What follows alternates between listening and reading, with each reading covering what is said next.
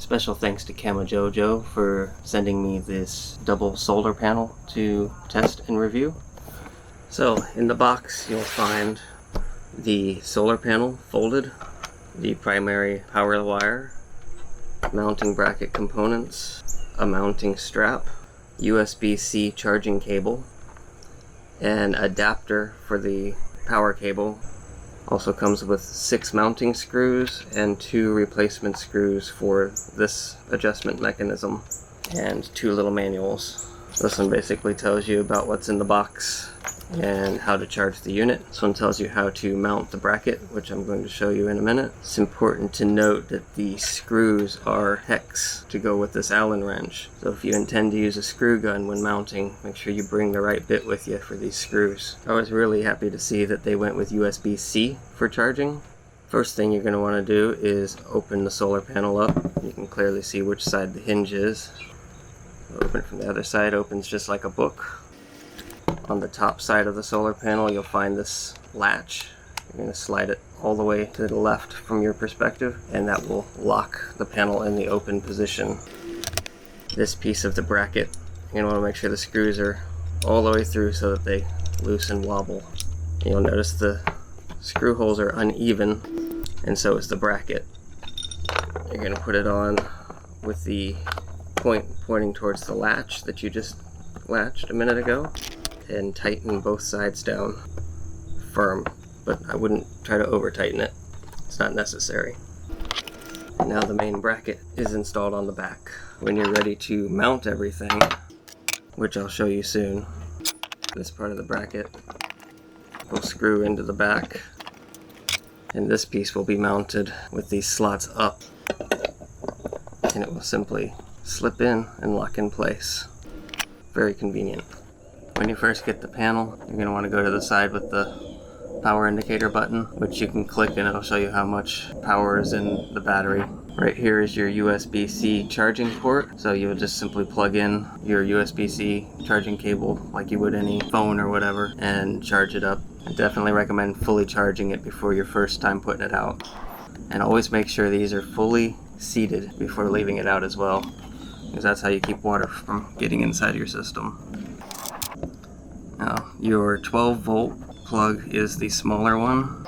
Pop the silicone sealer off and plug in the small end of your cable. The other end has the big piece that goes in your camera. So you simply plug that in here, and we'll get our trail camera. Open up the port, and we plug the other end in here, and we're good to go. It has little rubber seals around the edge to help keep any rainwater from getting in.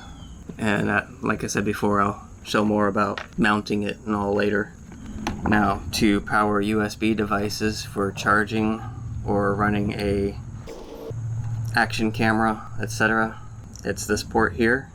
Got 2 different kinds of USB cables just to show one factor here. Some USB cables have rounded plugs. When you plug that in here, it does leave a small gap at the corners. So I would recommend looking for a USB cable that has the squared corners. It fits much nicer, gives you a better weather seal. And you could charge your phone by plugging it in. And it immediately started charging. Unfortunately, my iPhone will not charge on this, but the Android does. I don't understand why. So when powering a USB security camera, during the day, if you have good light on the panel, it does great. However, come nighttime when the IR lights come on, they drain the battery pretty quick. It makes it about halfway through the night before the panel doesn't have the power to run the camera anymore. If the camera was being run in a location where there was enough ambient light, or maybe if it had a starlight sensor and you didn't have to use the infrared, then it would probably make it on through the night. But unfortunately, the night vision sucks the battery dry. If you want to mount your panel to a pole or pipe, small branches, etc., or to a tripod, as I've done several times recently for doing time lapses, I recommend getting one of these little clamps from Amazon. They do not come with this little ball head. If you buy a little ball head, buy a good one, because this one is total garbage. It came free with another product. There'll be some photos, you'll see how it was mounted to the tripod using this. A little bit more real quick about this bracket. They did a really nice job designing this, I think. The ball articulates very nicely, smoothly, and it locks in place very well. When you loosen the knob here, it allows the ball to move freely, and your angle adjustments. Once you have it how you like, you just tighten that down. You don't have to go too tight, and it locks everything absolutely solid in place. Very pleased with the bracket. Wish more companies would make quality brackets. And next we will show you how to mount this on a tree. Alright, so I'm going to show you how to mount this using the strap. Obviously you can use the screws, which are pretty self-explanatory, but I don't want to damage this tree, so I will not be using screws, just the strap. With this bracket, with the open slots up, you're going to take your strap and come in from the top, on the top set, and then come back through. Now, to make things easier, I recommend pulling it till the clip is right at the bracket.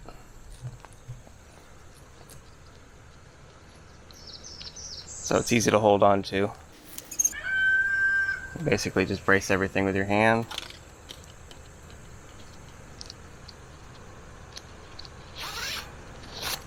Pull the strap through. Try not to let it twist. Get a more secure hold if it doesn't twist. Pull that tight. Let this hang for the moment because we're going to use this again in a minute. That's very solid. We'll take our panel and this piece of the bracket. There's little angles like pointing downward. So that's the downside on the bracket. We're going to take and simply screw this all the way in until it's good and tight, and make sure the wheel is tightened. We can loosen the knob now, and make sure your panel is oriented, the logo down and the switch on the top. With the knob loosened here, we can articulate all of the adjustments. Actually, I'm going to angle it off so you can see a little bit better what's going on here. And simply slide it into the little slots, and that's got it. Make this so you can see what I'm doing here. Alright, now you're going to take your strap and come back around the tree the opposite direction. You want to secure this so it can't come off. There's a slot right here that this strap will fit through.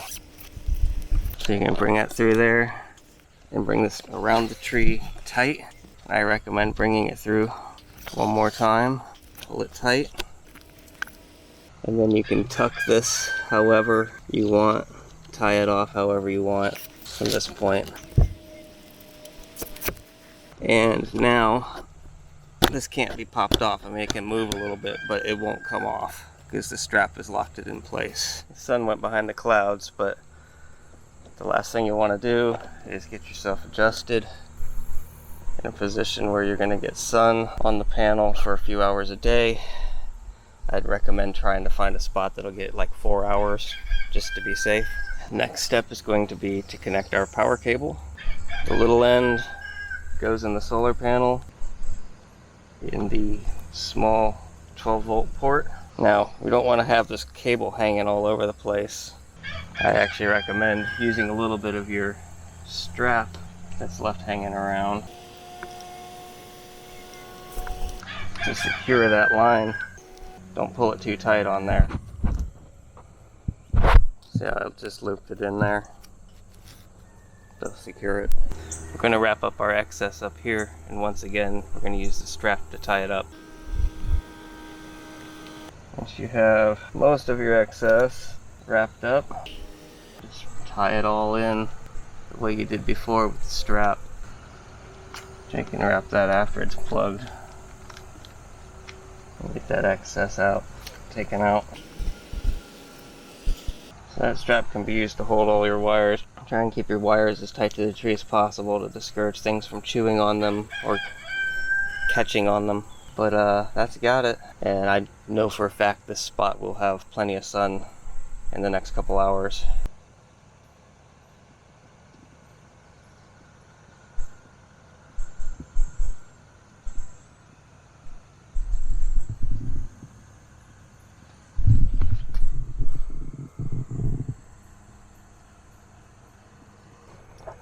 So the place this panel really shines is what it was designed for, and that's powering a trail camera. If you run a trail camera off of this, it will run the trail camera indefinitely, since the trail camera doesn't use much power except when it's actually taking pictures or recording video. You should be good for extended periods of time.